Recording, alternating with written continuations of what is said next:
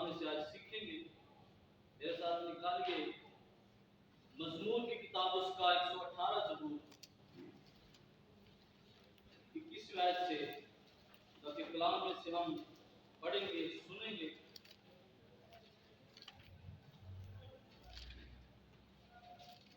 ज़बूर 118 उसकी 21 आयत खुदावंद के कलाम में यूं लिखा है, मैं तेरा शुक्र करूंगा क्योंकि तूने मुझे जवाब दिया और खुद मेरी निजात बना है। बड़ी तवज्जो से एक लफ्ज को सुनिए, मेरी ये दरख्वास्त है आपसे। 22वीं आयत, जिस पत्थर को मेहमानों ने रद्द किया वही कोने के सिरे का पत्थर हो गया। ये खुदावंद की तरफ से हुआ और हमारी नजर में एक अजीब है। ये वही दिन है जिसे खुदावंद ने मुकर्रर किया। हम इसमें शादमान होंगे और खुशी मनाएंगे। आ ऐ खुदावंद बचा ले, आ ऐ खुदावंद खुशहाली बख्श।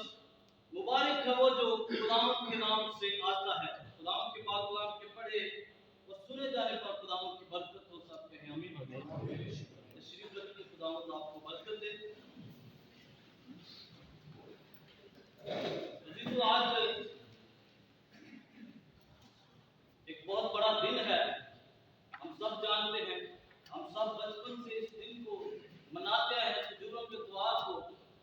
लेकिन आज हम खुदा के कलाम में से चंद ऐसी बातें सीखेंगे जो खुदा के रूह के वसीले से हम तक पहुंची। वो भेद जो खुदा ने खोले हैं, यकीनन जिनका जानना बहुत जरूरी है ताकि हम खुदा के इन मकासद को जान सकें, खुदा की मर्जी को पहचान सकें। आज का हमारा मजमून है खजूरों के इतवार का मकसद। तो हमने जो हवाला पढ़ा ज़बूर की किताब में से 118 ज़बूर में जो आयत 24 में हमने पढ़ी, उसका पहला हिस्सा मुबारक है वो जो खुदावंद के नाम से आता है। जब हम आगे चलकर अनाजील में इसको देखेंगे तो यही आयत वो लोग दोहरा रहे हैं। कितने साल पहले खुदा के कलाम में लिखी जा चुकी है। हम आज खुदा के कलाम में से सीखेंगे कि खजूर की डालियां ही क्यों चुनी गई उस वक्त, ताकि लहरा कर खुदा के उस बर्रे को, उस बादशाह को वेलकम कर सके, खुशी मना सके। हम खजूर के मुताबिक सीखेंगे कि खुदा का कलाम हमें क्या सिखाता है। फिर हम आगे बढ़ेंगे ताकि हम बेहतर तौर पर खजूरों के त्योहार के मकसद को समझ सके, जान सके।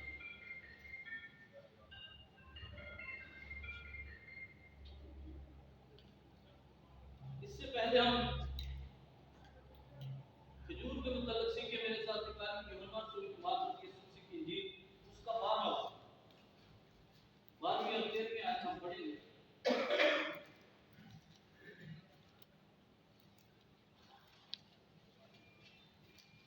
वही आयत यहाँ पर मौजूद है जो हमने ज़बूर में पढ़ी, ज़बूर की किताब में 12वीं आयत में लिखा है, दूसरे दिन बहुत से लोगों ने जो ईद में आए थे ये सुनकर कि यीशु यरूशलेम में आता है, खजूर की डालियां ली और उसके इस्तकबाल पर निकलकर पुकारने लगे कि होशियाना, मुबारक है वो जो खुदावंद के नाम पर आता है और इस्राएल का बादशाह है।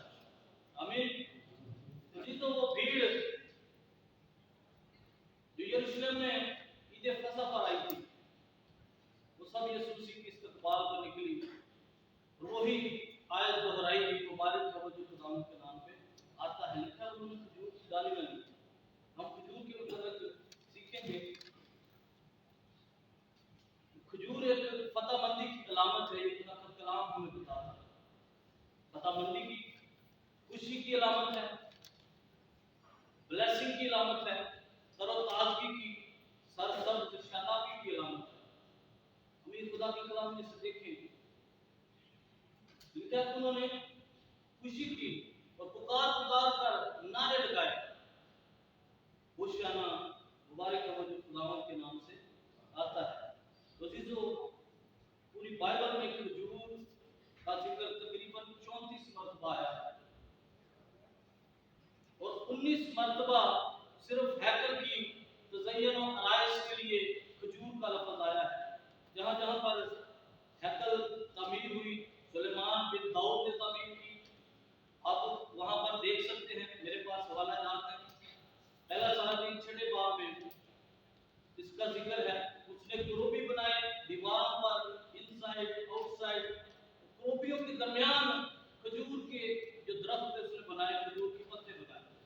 फिर हिजकिय्याह की किताब में जब हम आए उसके 40वें बाब में, तो वहाँ पर जो टाइटल लिखा है मुस्तकबिल की हैकल, उसके लिए खुदा ने उसको ये सिखाया, ये दिखाया कि तू कैसे कैसे उस हैकल को देख सकता है। उधर भी 11 मरतबा सिर्फ हिजकिय्याह की किताब में खजूर का जिक्र है। तो ये बहुत अहम टॉपिक है जो आज के दिन खुदा ने हमारी जिंदगी में बख्शा है। तो ये खास चीज है जो हैकल में उसकी ज़िबाइश के लिए लगाई गई है, जिसको पकड़कर लोग उस बादशाह की ताज़ीम कर रहे हैं, उसका इस्तक़बाल कर रहे हैं। पुराने अहदनामा में जब हम देखें, वहां पर हमें मिलता है कि जब लोग ईद क़याम मनाते थे, यानी क़यामत की ईद मनाते थे, तो खुदा ने ये हुक्म दिया था कि तू मुख्तलिफ दरख्तों की डालियां लेना और खजूर की डालियां लेना, उससे खैमे बनाना।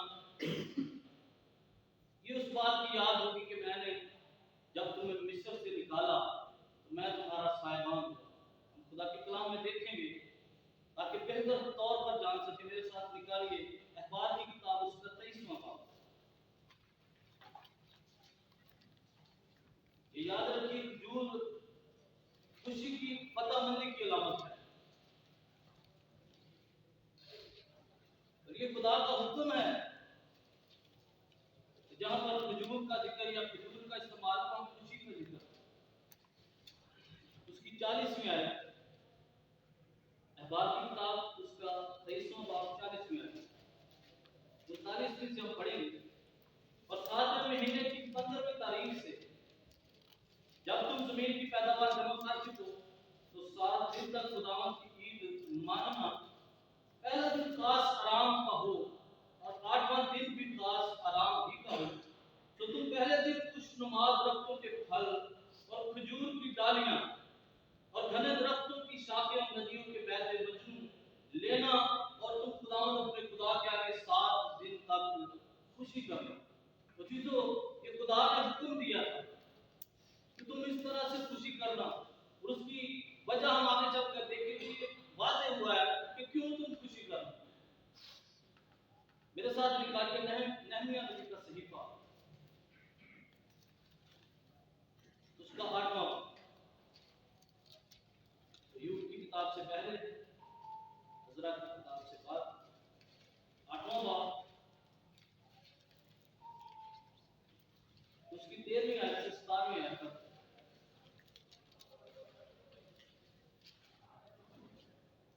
8वां बाब 13वीं आयत से 17वीं आयत, ताकि कलाम में लिखा है, और दूसरे दिन सब लोगों के आबाई खानदानों के सरदार और काहिन और लावी हजरा फकी के पास इकट्ठे हुए, इस आयत की बातों पर ध्यान लगाए, और उनको शरीयत में ये लिखा मिला कि खुदावंद ने मूसा की मार्फत फरमाया है कि बनी इस्राएल 7वें महीने की ईद में झोंपड़ियों में रहा करें, और अपने सब शहरों में और यरूशलेम में ये ऐलान और मुनादी कराएं कि पहाड़ पर जाकर जैतून की डालियां और जंगली जैतून की डालियां और मेहंदी की डालियां और खजूर की शाखें और घने दरख्तों की डालियां झोंपड़ियों के बनाने को लाओ, जैसा लिखा है।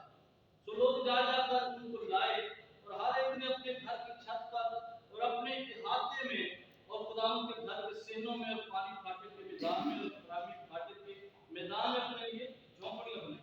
और उन लोगों की सारी जमात ने सीधी से फिर आए थे, झोंपड़ियां बनाई और उन्हीं झोंपड़ियों में रहे, क्योंकि यशोआ बिन नून के दिनों से उस दिन तक बनी इस्राएल ने ऐसा नहीं किया था। चुनाचे बहुत बड़ी खुशी हुई।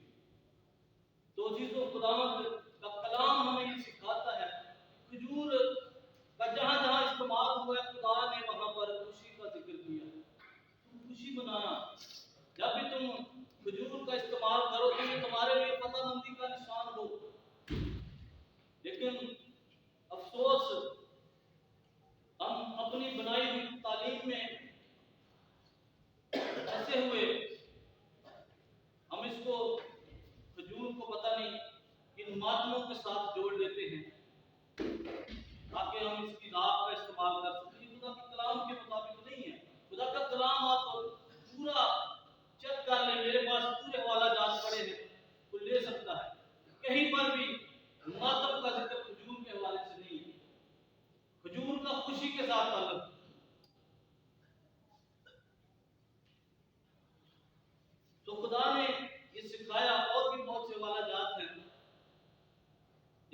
को शॉर्ट करेंगे ताकि हम सारी बातें खुदा के कलाम में से सीख सकें।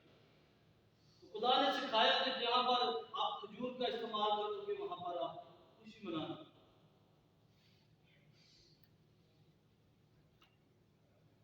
एक बात मैं करता चलूं, मेरे दिल में है,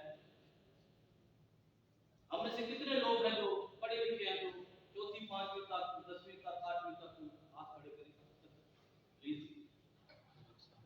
काफी लोग हमने अपने तालीमी दौर में स्कूलों में दरख्वास्त लिखना सीखी थी। जब हम बीमारी की जरूरी काम की दरख्वास्त लिखते थे, हम नीचे अर्ज़े आपका ताबेदार शागिर्द। यहाँ पर कई लोग इतराज करते हैं, हवाला जात बहुत होते हैं। मेरे जीतो ये खुदा के कलाम की सच्चाइयां हैं जो आप तक पहुंचाई जाती हैं। शागिर्द बनने की कोशिश कीजिए, ताबेदार शागिर्द बनिए, ताकि हम खुदा के कलाम को बेहतर तौर पर सीख सकें। खुदा का कलाम है, इसको बोझ न समझिए। ताकि हम हवाला जात इसलिए कोट करते हैं ताकि खुदा के कलाम की सच्चाइयां खुदा के कलाम में से हमें मिले। तो आप इतने बड़े लिखे लोग हैं, खुदावंद आपको बरकत दे। मेरी दरख्वास्त आपसे, आप अपनी कम से कम डायरी ले आया करें ताकि हम खुदा में बढ़ते जाए। हवाला जात नोट किया करें, आगे बढ़ेंगे। ज़बूर की किताब निकालिए मेरे साथ, 92वें ज़बूर। खजूर की बड़ी जबरदस्त डेफिनेशन ज़बूर ने भी इसमें की है। 12वीं आयत में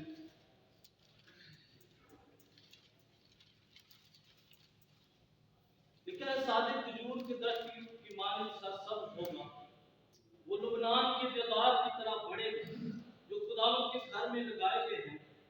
वो हमारे खुदा की बारगाहों में सरसब्ज होंगे, वो बढ़ापे में भी बरुमंद होंगे, वो तरोताजा और सरसब्ज रहेंगे, ताकि वाजे करे कि खुदावंद रास्त है, वही मेरी चट्टान है और उसमें नाराजगी नहीं। अजीजों, खुदा के कलाम में से हमने ये सीखा है, खजूर तरोताजगी की अलामत है, खजूर पतामंदी की, खुशी की अलामत है। जब खुदा का कलाम योएल नबी पर नाज़िल हुआ, अब लोगों की रविशें खुदा को नापसंद थी।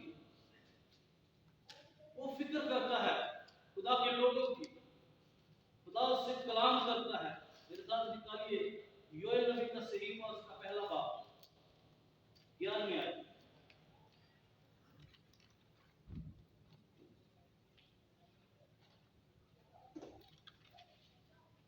इसमें गौर कीजिए, इसमें खुदा हमसे क्या कलाम करना था। पहला बाब 11वीं बाब, योएल नबी का सहीफा लिखा है, ऐ किसानों खजालत उठाओ। खजालत का मतलब है शर्मिंदगी।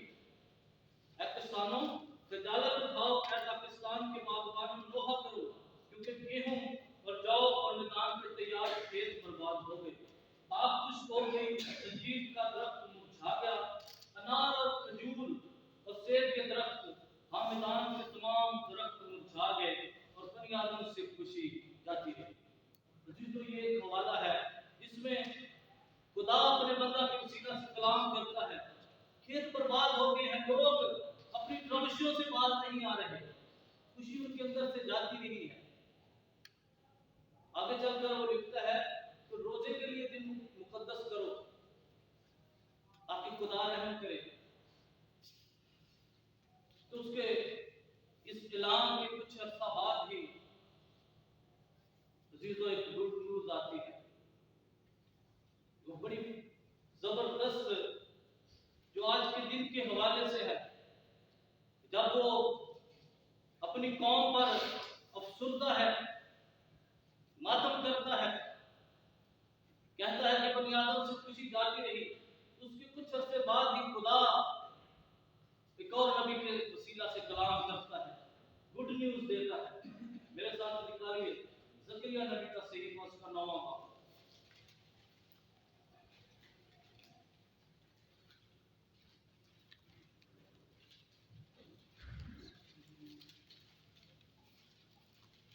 नौवीं आयत।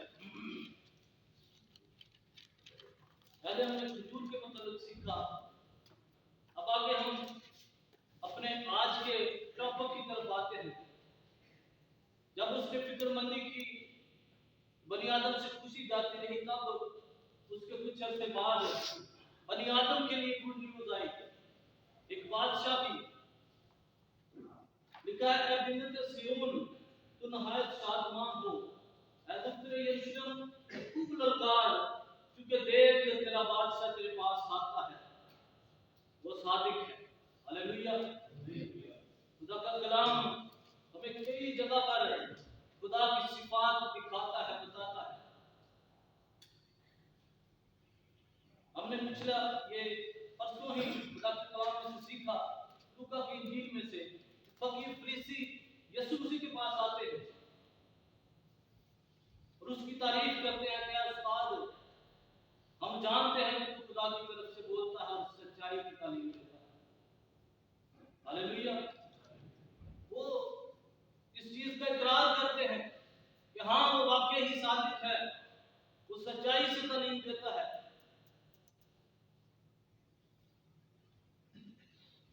और निजात उसके हाथ में है, वो सादिक है, निजात उसके हाथ में है। मेरे साथ निकालिए मुकाशवा की किताब। हम इधर दोबारा आएंगे, पहले हम निजात के हवाले से सीखते हैं। 7वां बाब, 7वां बाब।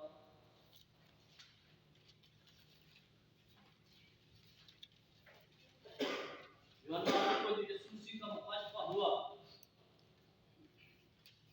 आप देखें कि खुदा ने कैसे भेद उस पर आविष्कार किया और क्या वहां पर समा होगा। आप इमेजिन कीजिए। 7वां बाब, 9वीं 10वीं आयत। इन बातों के बाद जो मैंने निगाह की, तो क्या देखता हूं कि हर एक कौम और कबीला और उम्मत और अहले जुबान की एक ऐसी बड़ी भीड़ जिसे कोई शुमार नहीं कर सकता, सफेद जामे पहने और खजूर की डालियां अपने हाथों में लिए हुए तख्त और पर्दे के आगे खड़ी हैं और बड़ी आवाज से चिल्ला चिल्ला कर कहती हैं कि निजात हमारे खुदा की तरफ से है। हालेलुया। तो ये मुकाशवा पर खुल रहा है, आने वाले वक्त की बातें खुदा उसे दिखा रहा है। हम खजूर के मतलब सीखते हैं, निजात हमारे खुदा की तरफ से है जो तख्त पर बैठा है, पर्दे की तरफ। हमने जकरिया की किताब में उसके सहीफे में पढ़ा कि वो सादिक है, निजात उसके हाथ में है। वो हलीम है और गधे पर, बल्कि जवान गधे पर सवार है। फिलिपियों के नाम पर उस रसूल का खत, दूसरा बाब, उसकी 5वीं आयत से आगे जब हम पढ़ते हैं 10वीं आयत तक, वहां पर यीशु मसीह की एक तस्वीर दिखाई गई है। लिखा है, वैसा ही मिजाज जैसा मसीह यीशु का भी था, उसने अगरचे खुदा की सूरत पर था, खुदा के बराबर होने को कब्जे में रखने की चीज न समझा, बल्कि खादम की सूरत इख्तियार की और इंसानों में मुशाबे हो गई। और फिर आगे लिखा है, खुदा ने भी से बहुत सरबुलंद किया, वो नाम पहुंचायो अपना मुशाला है, वो हलीम होगा और गधे पर, बल्कि जवान गधे पर सवार है। और मैं इफ्राइम से रथ और यरूशलेम से घोड़े काट डालूंगा और जंगी कमान तोड़ डाली जाएगी और वो कौमों को सुलह का मसला देगा। यीशु मसीह ने जब पहाड़ी वास किया, मत्ती की इंजील उसके 5वें बाब में, वहां पर मरकूम है, यीशु मसीह ने ये सिखाया, मुबारक हैं जो सुलह कराते हैं, क्योंकि वो खुदा के बेटे कहलाएंगे। मुबारक हैं जो सुलह कराते हैं, क्योंकि वो खुदा के बेटे कहलाएंगे। तो खुदा का बेटा ही है जिसके मुतल्लिक ज़करिया नबी के सहीफे में लिखा हुआ है, और कौमों को सुलह का मसला देगा और उसकी सल्तनत समंदर से समंदर तक और दरिया फरात से इंतहाई जमीन तक होगी। यीशु मसीह जब इस दुनिया से सौर फरमा रहे थे, तो हम सब जानते हैं, मत्ती की इंजील उसके 28वें बाब के आखिर में लिखा है, आसमान और जमीन का पूर्ण इख्तियार मुझे दिया गया है। लिखा उसकी सल्तनत समंदर से समंदर तक और दरिया फरात से इंतहाई जमीन। तो कई सौ साल तकरीबन यसु मसीह की पैदाइश से 520 साल पहले ये पेशन गोई हुई। एक बादशाह आएगा,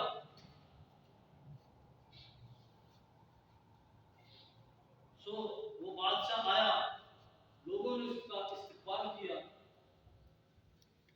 हम मत्ती की इंजील में देखेंगे क्या क्या हुआ। हम सब बचपन से उस हवाले को, उस वाकयात को सुनते आए हैं। 21वां बाब उसकी पहली आयत से 11वें आयत तक ये पूरा जो वाकया है, यीशु मसीह का गधे पर सवार होना, गधा मनवाना, यरूशलेम पहुंचना, तो चीजों लिखा है। हम छठी आयत से पढ़ेंगे, 21वां बाब उसकी छठी आयत। बस शगिर्दों ने जाकर जैसा यीशु ने उनको हुक्म दिया था वैसा ही किया, और गधी पर बच्चे को लाकर अपने कपड़े उन पर डाले और वो उन पर बैठ गए। और भीड़ में के अक्सर लोगों ने अपने कपड़े रास्ते में बिछाए, और औरों ने दरख्तों से डालियां काट कर राह में हिलाई। लोगों ने कपड़े रास्ते में बिछाए, क्यों? आज के दौर में जब हम देखें कोई ऐसा इवेंट, कोई नामवर शख्सियत आती है, हमारे पास आज एक सहूलत है, मोबाइल, हम सेल्फियां बनाते हैं। ऐसा कोई इनकलाबी काम हो, तो तारीख रकम हो रही हो, हम इस बात का सबूत रखने के लिए हम इसमें शामिल होते हैं, सेल्फी बनाते हैं। हम इसमें शामिल थे, हम इस तहरीक में शामिल थे, लेकिन उस वक्त ऐसी कोई फैसिलिटी, ऐसी कोई सहूलत मौजूद नहीं थी। तो लोगों ने अपने कपड़े राह में बिछाए, और तारीखदान ये बताते हैं कि वो कपड़े बाद में लोगों ने उठाए और अपने घरों में लटका दिए, सेव का लिए, ताकि जब ये बादशाह अपनी बादशाही में आए तो हम उसे दिखा सके कि हम तेरे साथ थे, हम इस मुहिम में तेरे साथ थे, तेरे इस्तकबाल के लिए आए थे। क्योंकि वो उस रोमी तसल्लुत में दुख उठा रहे थे। वो दुनियावी तौर पर समझते थे कि शायद ये बादशाह में रूमी हुकूमत से जान छुड़ाने के लिए आया। तो जब ये बादशाह बनेगा, इतनी भीड़ इसके साथ है, और ये काम भी इसके अजीब है, क्योंकि कुछ दिन, थोड़ा सा वक्त पहले ही इसने बहुत बड़ा काम किया था। उसने 4 दिन के मुर्दा लाजर को जिंदा किया। ये बहुत अजीब काम था। तो जब लोगों ने ये सुना, तो उन्होंने उस तहरीक का, उस रिवाइवल का हिस्सा बनना मुनासिब समझा, क्योंकि लोग फसा के लिए यरूशलेम में काफी दिन पहले आ जाया करते थे। तो पूरी दुनिया से लोग यरूशलेम में आते थे, तो लोगों की बड़ी भीड़ वहां पर मौजूद थी। एक अंदाजे के मुताबिक 15 से 20 लाख के करीब लोग वहां पर मौजूद थे, जो उस इस्तकबाल में शामिल थे। तो अजीजों, उन्होंने उस तहरीक का हिस्सा इस तरह बनना मुनासिब समझा, अपने कपड़े रास्ते में बिछाए। जब वो गुजर जाता, फिर अपने कपड़े लेकर उनको सेव कर।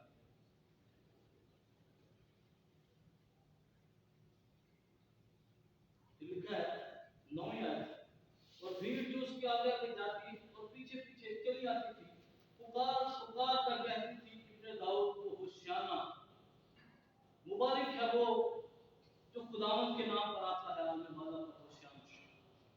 होशियाना पुरानी ज़बान का लफ्ज़ है, दो लफ्ज़ों का मजमूआ है, होशिया और ना। होशिया का मतलब है अभी निजात दे, होशिया का मतलब है निजात दे, ना का मतलब है अभी, इसी वक्त। तो वो यही नारा हमने अपनी मरकज़ी आयत में पढ़ा है, आप उसको रिपीट कर सकते हैं ज़बूर की किताब में, ताकि हम बेहतर तौर पर उसकी गहराई को समझ सकें। 118 ज़बूर,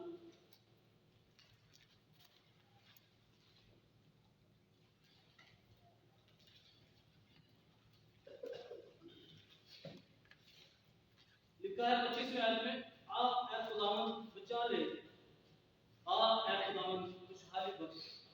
अजीजों, खुदा का कलाम हमें ये बताता है कि जब ईद क़याम होती थी, जो हम सीख चुके हैं, जो लोग मनाते थे पुराने अहकाम में, तो तब 25वीं आयत ज़बूर की 118 की उस वक्त पढ़ी जाती थी जब लोगों का हजूम होता था और लोग खजूर की डालियां जो होती थी वो लहराते थे, अपनी खुशी का इजहार करते थे। जब 25वीं आयत पढ़ी जाती थी, आप ऐ खुदावंद बचा ले, और जब 26वीं आयत पढ़ी जाती थी तो सारी जमात आवाज़ बुलंद ये कहती थी, मुबारक है वो जो खुदावंद के नाम पर आता है। ये ईद क़याम का दस्तूर था, क्योंकि खुदा का कलाम हमें ये सिखाता है। तो वहां पर हम ये सेम यही तरीकेकार उन लोगों का देख रहे हैं। वो सारे उनमें काफी तालीम याफ्ता लोग थे और यहूदी दस्तूर के मुताबिक जो 12 साल का लड़का होता था वो अपनी शरीयत पर उसको पूरा अबूर होता था, वो बेहतरीन तौर पर शरीयत के दस्तूर जानता था। तो वो जानते थे कि ज़करिया नबी के मुताबिक वही सेम तस्वीर हमें आज नजर आ रही है। देख तेरा बादशाह आता है, वो गधे पर सवार होगा, वो हलीम होगा, उसके अजीब काम होंगे। उन्होंने देखा कि लोग इसकी पोशाक को छूते और शिफा पाते हैं। ये वही हो सकता है जो हमें इस रूमी तसल्लुत से हमारी जान छुड़ा सकता है, क्योंकि ये पहले नहीं बताता, ये अचानक से ये काम करने लग जाता है। हम अनाजील अरबा में देखते हैं कि जहां भी यीशु ने तरह तरह के मरीजों को शिफा दी तो वहां पर उसे कहा कि ये किसी से ना कहना, और कई जगह पर उसने ये फरमाया कि कभी मेरा वक्त नहीं आया। हमने ज़बूर में पढ़ा कि खुदावंद ने जो मुकर्रर किया है,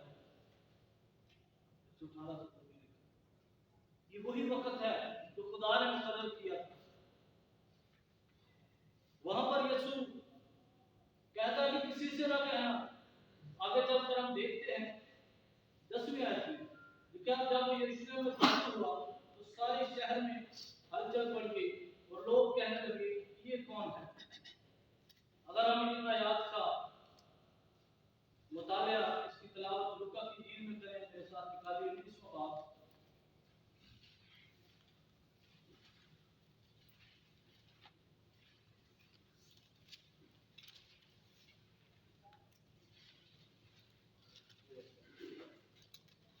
उसके 39वें आयत लिखा है, भीड़ में से बाज फरीसियों ने उससे कहा है उस्ताद अपने शागिर्दों को डांट दे। उसने जवाब में कहा, मैं तुमसे कहता हूं अगर ये चुप रहेंगे तो पत्थर चिल्ला उठेंगे। हालेलुया। वो जो कहता था किसी से ना कहना, आज वो खुद उन लोगों की तारीफ कर रहा है, उसे पता है मेरा वक्त आ पहुंचा है। अब वो कहता था चुप रहो। हम यूहन्ना की इंजील में 12वें बाब से देखते हैं, वहां पर कुछ यूनानी आए हैं तो उसके शागिर्दों को कहते हैं हम यीशु को देखना चाहते हैं। वहां पर यीशु मसीह ने फरमाया अब वक्त है कि दुनिया में जला। हालेलुया। तो जीसो ये वक्त था जब यीशु मसीह को पता था कि मेरा वक्त आ पहुंचा है। मैं किस लिए मैं उस राह पर जा रहा हूं, और उसे पता था कि ये मेरा आखिरी विजिट है। सोचिए, मेरा और आपका मसीहा जिसे सारा कुछ पता था, कैसे खुदा ने उसको चुना है, कैसे वो पूरे जहान की लानत अपने साथ लेकर जाने वाला है, खत्म करने वाला है, अपनी जान पूरी दुनिया के लिए देने वाला है। क्योंकि लिखा है कि वही अपने लोगों को उनके गुनाहों से निजात देगा। फरिश्ते ने यूसुफ से कलाम किया, उसने कहा कि उसका नाम यीशु रखना, क्योंकि वो ही अपने लोगों को उनके गुनाहों से निजात देगा। उसे पता था। तो सोचिए आज अगर हमें पता हो कि हमारे पास एक हफ्ता है, क्या गुजरती है। लेकिन हम अगले दिनों में सीखेंगे यीशु मसीह ने संडे के बाद कितने काम किए हैं। जब उसे पता है कि मेरा वक्त आ पहुंचा है, हम खुदा के कलाम की रोशनी में देखेंगे मंडे को उसने क्या किया, ट्यूसडे को, बुध को, जुमेरात तक उसने क्या किया। हम आने वाले दिनों में सीखेंगे। दूसरी तो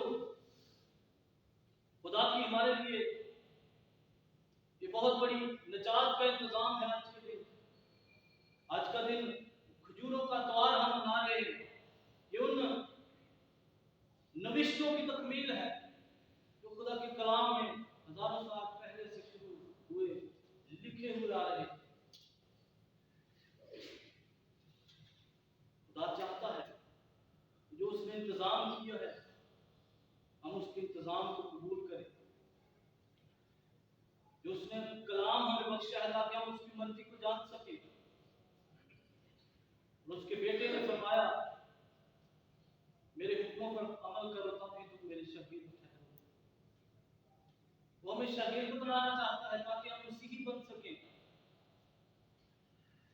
आज का दिन अजीजों बहुत अहम है, बड़ा खुशी का दिन है, शादमानी का, फतहमंदी का दिन है। खुदा के कलाम ने आज हमें सिखाया है।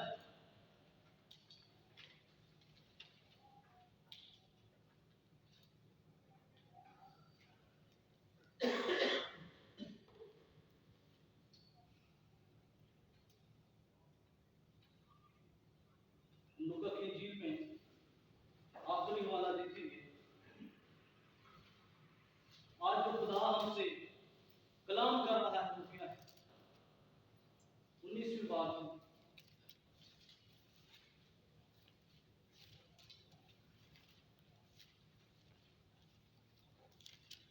अजीजों एक बात याद रखिए, उन लोगों ने यीशु को दुनियावी बादशाह कबूल किया था।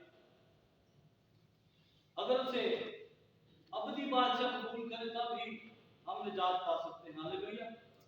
डाकू की मिसाल आप देख सकते हैं। हम आने वाले दिनों में खुदा के बेटे यीशु के मुंह से 7 हुए कलमात को सीखेंगे। उनमें पहला कलमा था कि आप इनको माफ कर, क्योंकि ये जानते नहीं कि क्या करते हैं। वो जो डाकू था उसने वो सारा जब माजरा सुना, इतना जुल्म इस पर हुआ, फिर भी क्या करते, अब आप इनको माफ कर, काम नहीं, वो ईमान ले आए इस बात। उसी ईमान के वसीला से उसने निजात पाई। लिखा है आज भी तो मेरे साथ तो खुदा चाहता है कि हम उसके बेटे को अपनी बादशाह कबूल करें, जो हमारी जिंदगियों पर हुकूमत करे, हमारे खानदानों में हुकूमत करे। 40वें आयत हम देखेंगे 19वें बाब में लिखा है, जब नजदीक आकर शहर को देखा तो उस पर रोया और कहा, आज के तो अपने इस दिन में सलामती की बातें जानता। जो आज खुदा हमसे हम कलाम है, खुदा आज हमसे बोल रहा है कि मैंने तेरे साथ कलाम किया है, अपने कलाम को तेरी रहनुमाई के लिए रखा है। काश के तू इन दिनों को जानता। फिर 44वें आयत का आखिरी हिस्सा है, इसलिए कि तूने उस वक्त को ना पहचाना जब तुझ पर निगाह की गई।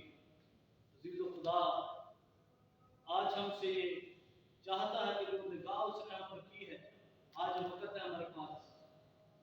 आज हम अच्छा रोजगार कमा रहे हैं, इसके साथ साथ खुदा ने ये बेहतरीन फैसिलिटी हमें दी है, अच्छा एक इंतजाम दिया है ताकि हम उसके कलाम को सीख सकें। तो जिसको खुदा हमसे पूछेगा कि तूने उस वक्त को ना पहचाना। मेरी दरख्वास्त खुदा के कलाम पर गौर कीजिए और आज की खुशी को अपनी जिंदगी के साथ लेकर जाइए और उसे हकीकी बादशाह कबूल कीजिए। जिस तरह उस डाकू ने इकरार किया कि